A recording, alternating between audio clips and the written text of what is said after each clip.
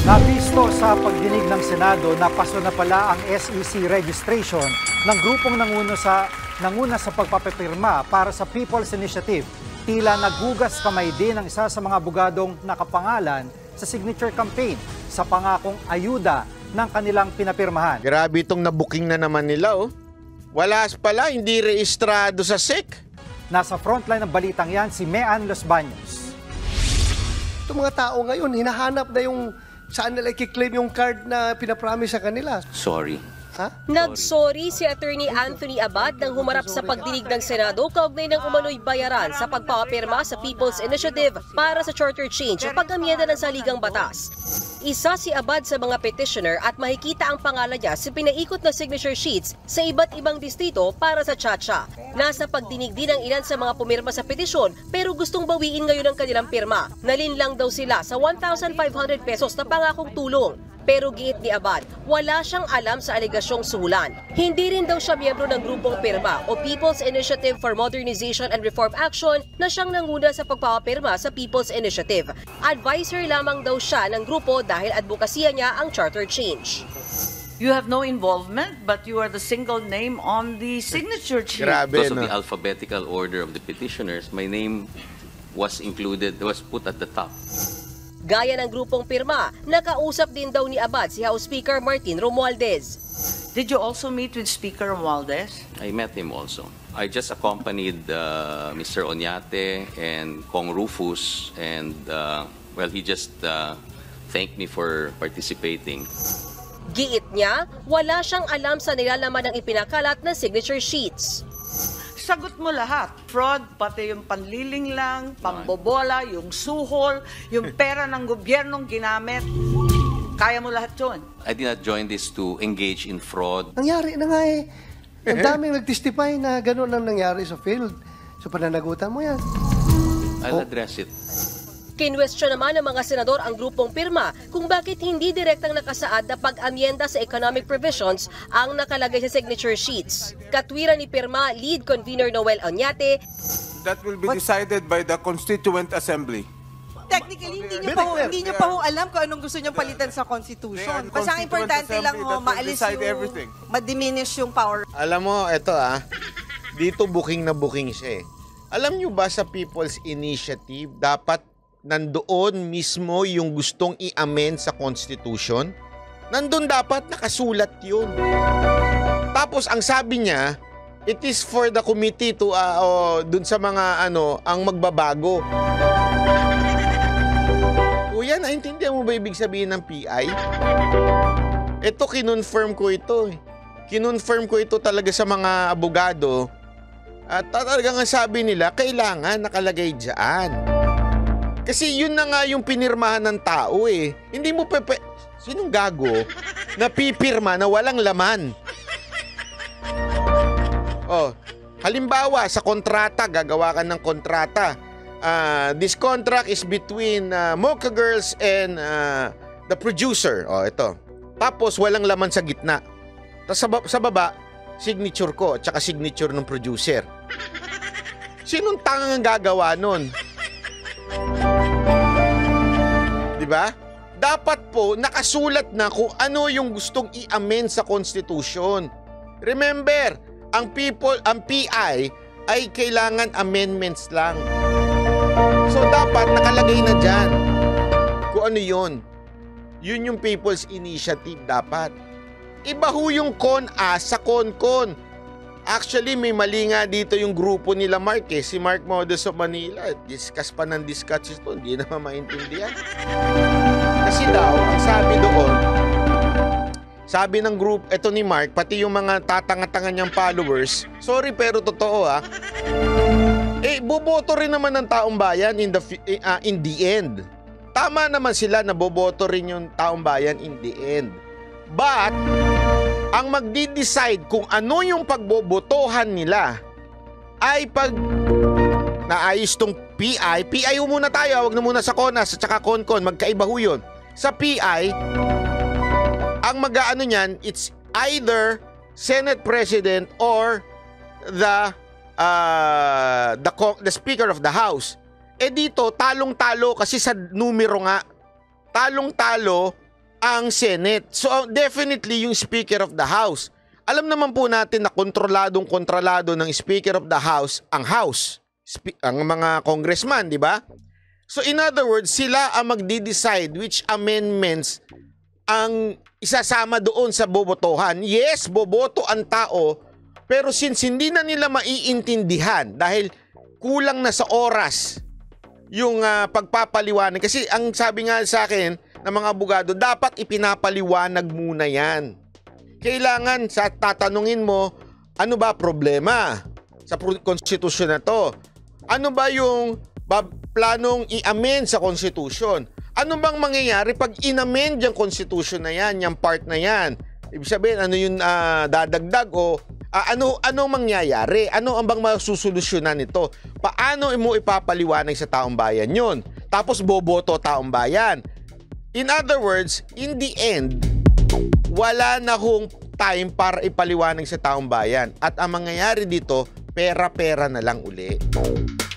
Ang taong bayan, yun na nga lang bumoto ng tamang presidente, hindi magawa Diba? Bumoto ng tamang senador, paulit-ulit pa rin si Lito Lapid.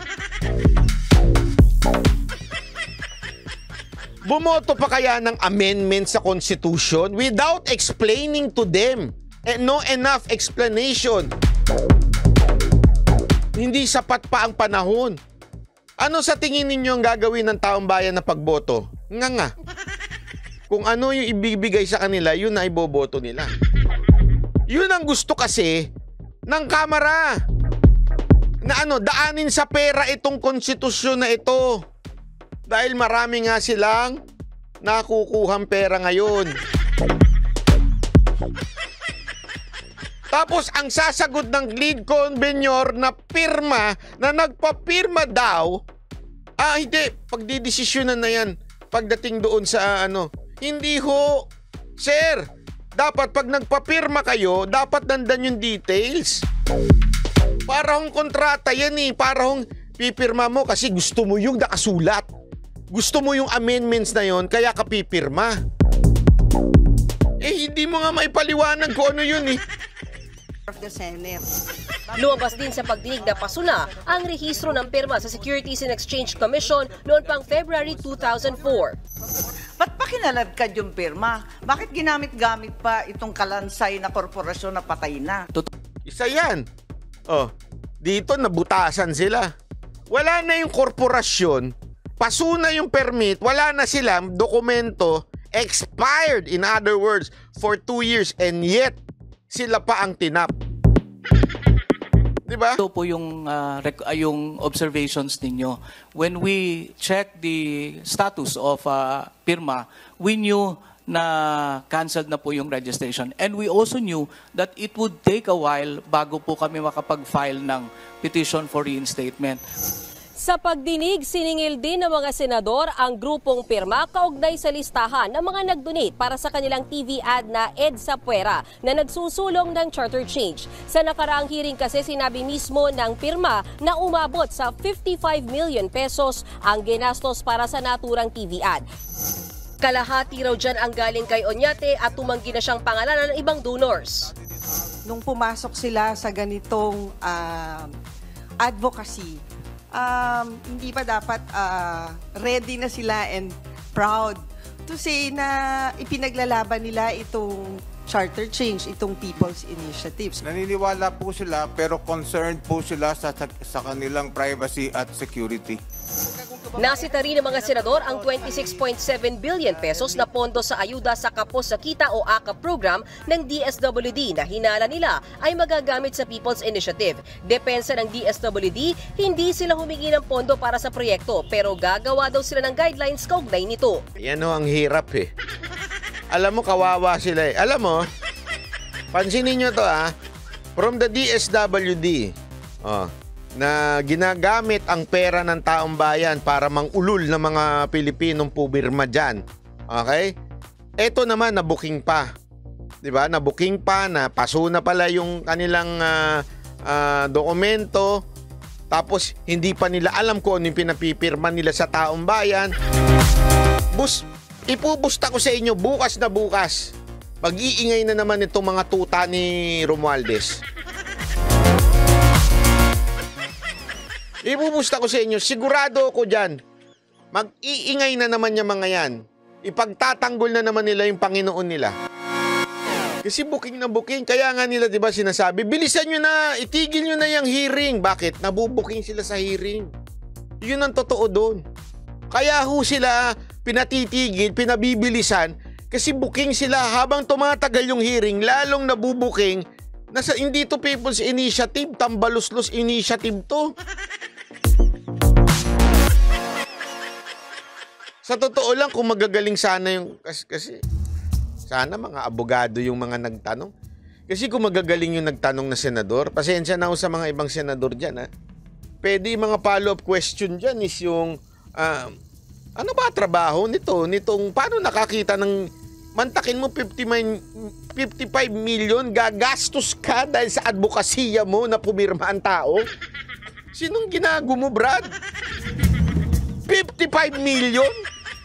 O sabi nila kalahati. O sige, gawin na nating 20 million. Gagastos ka ng 20 million mula sa bulsa mo dahil gusto mong baguhin ang konstitusyon na hindi ka naman sigurado kung magagawa mo yun. Kuya naman.